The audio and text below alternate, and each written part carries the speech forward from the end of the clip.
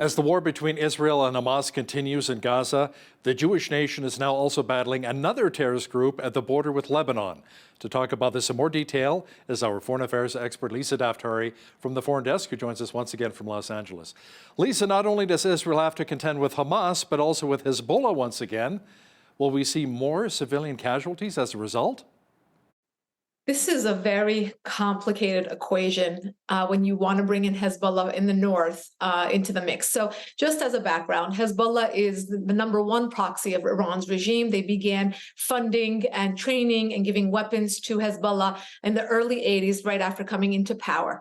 Hezbollah is the more endowed, better trained, more sophisticated terror group of Iran's regime. So as to compare to Hamas, it would put up a much more difficult, much more challenging front, and would also stretch, obviously, Israel's resources because they are all, fully committed to what's going on in Gaza. Can they handle it? Definitely. I do believe that they can. This is a nation, a small nation like Israel, the size of New Jersey, that is surrounded by enemies and always has to be prepared for this kind of scenario. Now, the main question here is, would Iran's regime give the directive to Hezbollah to fully, engage in something of a front with northern Israel? Or are they just throwing pebbles, as we're seeing now? So they're striking every single day, by the way, Hal. Even though we haven't really acknowledged this as a full heated, escalation or a war between Hezbollah and northern Israel, but it has been happening every day, and Israel has been obviously evacuating areas, getting the civilians out of the way, and obviously responding to Hezbollah's missiles. But this is where the United States come in. The United States pays hefty checks to the Lebanese Free Army. There has to be contingencies here. Rein them in, control your cancer, and don't let them get involved in this war. It will become a much more escalated war. And then obviously it goes on from there, right? We know the Houthis are in Yemen. We know there's insurgencies in Syria and in Iraq. And of course, the United States not acknowledging the many hits that they have had on their assets in the region in the last 2 months or so. So, Lisa, why not go after Iran itself as a country?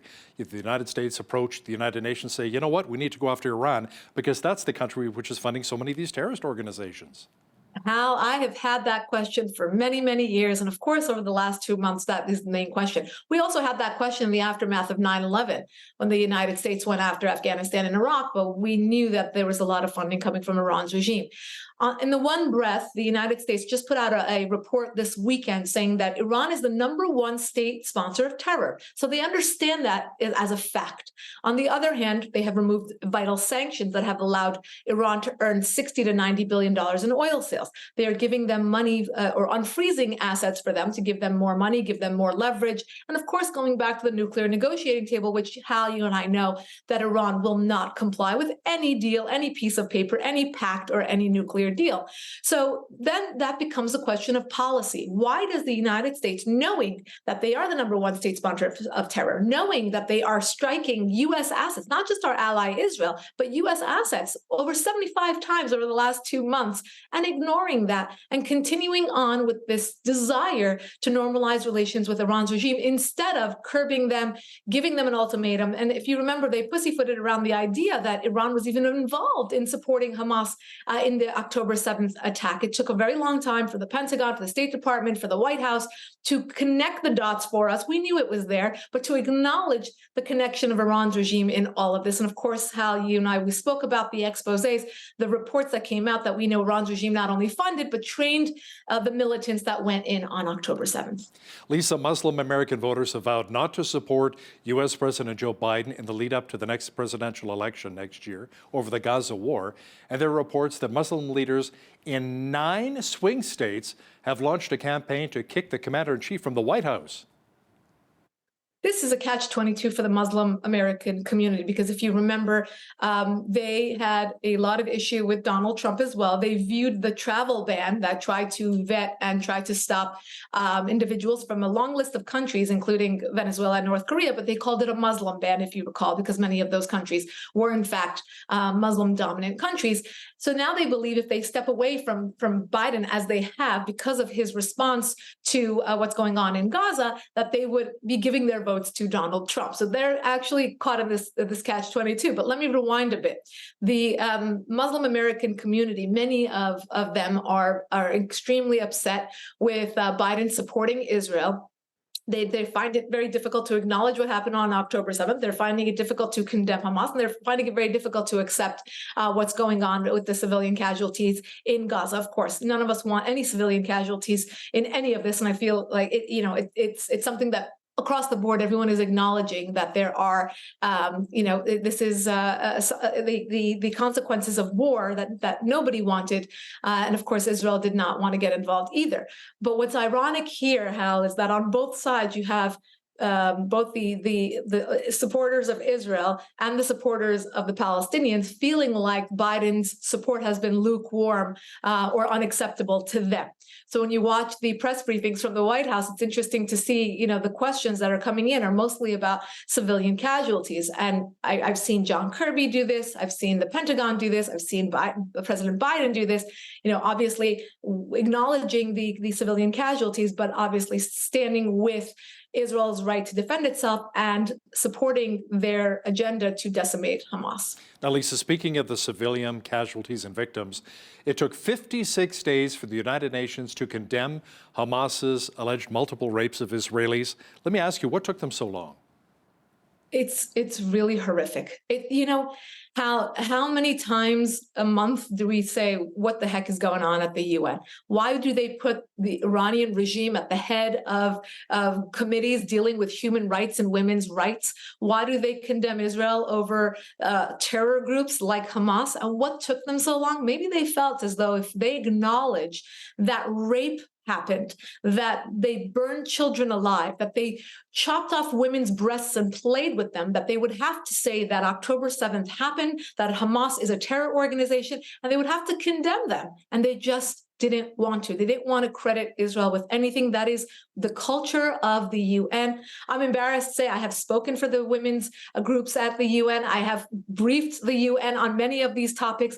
And I'm so embarrassed to say that this committee or this body or this organization is entrusted with representing the nations of the world, and they cannot condemn terrorism, then where do we all stand? If they cannot condemn terrorism, if they can't stand behind women and say rape is not resistance, it's a very, very backwards culture at the UN that definitely needs some reforming, that's for sure. A Hamas leader by the name of Sinwar, the architect of the October 7th Hamas attack in Israel, said during the recent ceasefire last week that more attacks are to come. And then what we saw on October 7th was just a rehearsal, Lisa. That attack on October the 7th left around 1,400 people dead, and it was the deadliest day for the Jewish people since the Holocaust.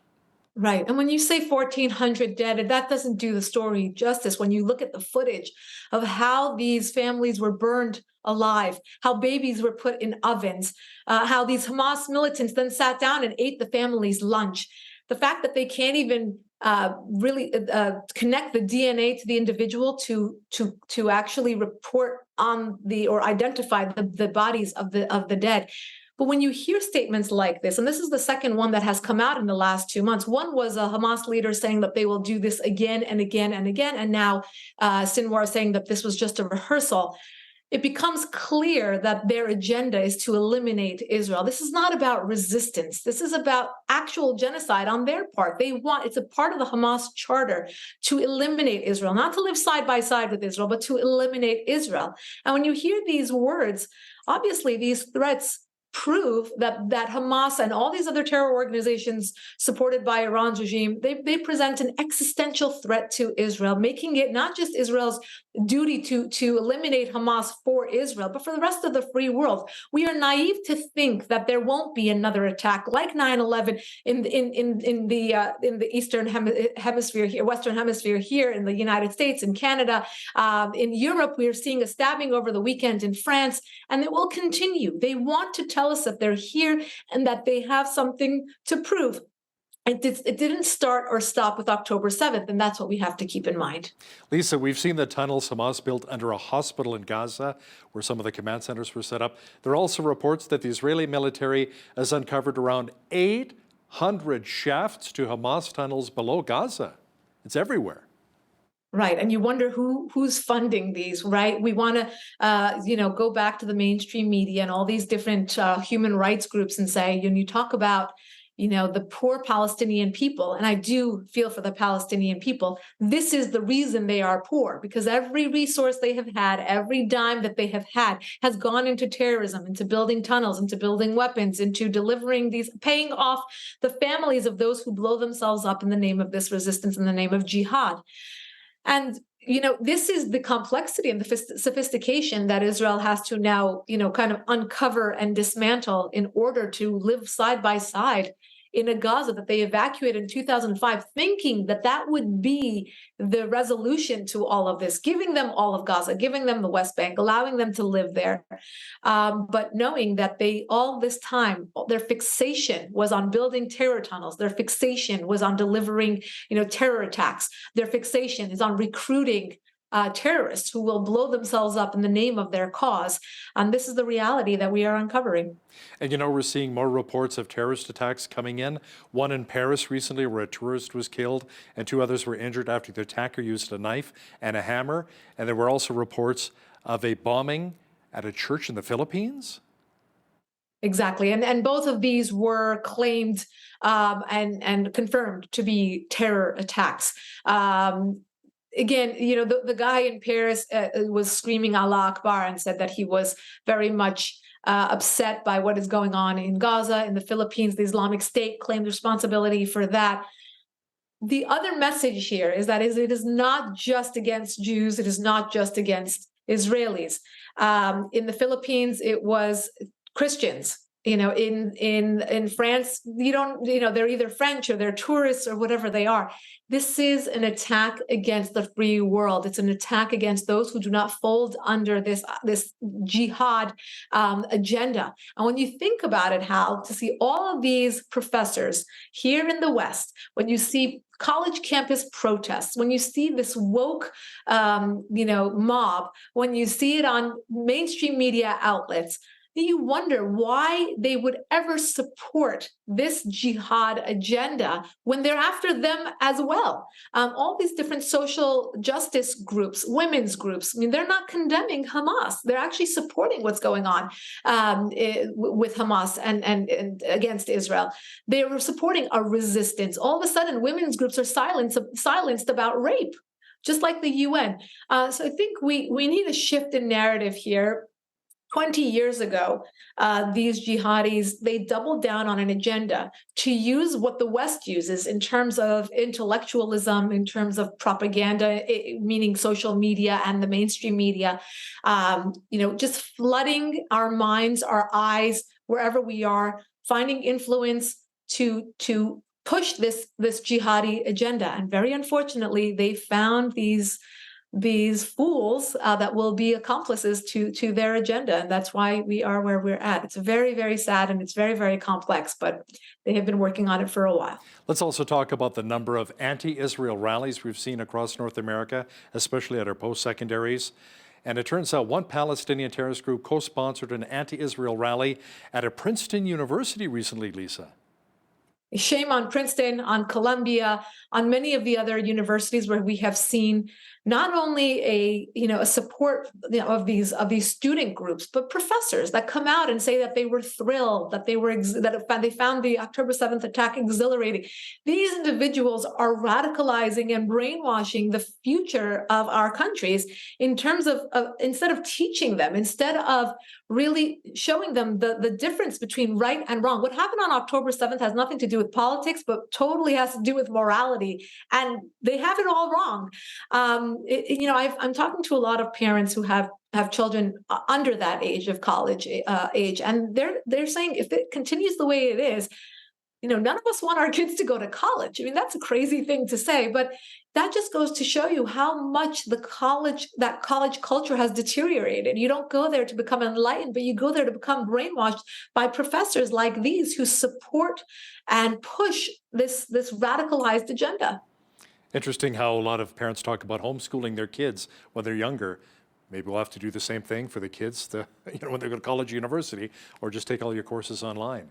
She's the host of the Foreign Desk and our foreign affairs expert, Lisa Daftari. Thanks so much for joining us once again from Los Angeles. My pleasure.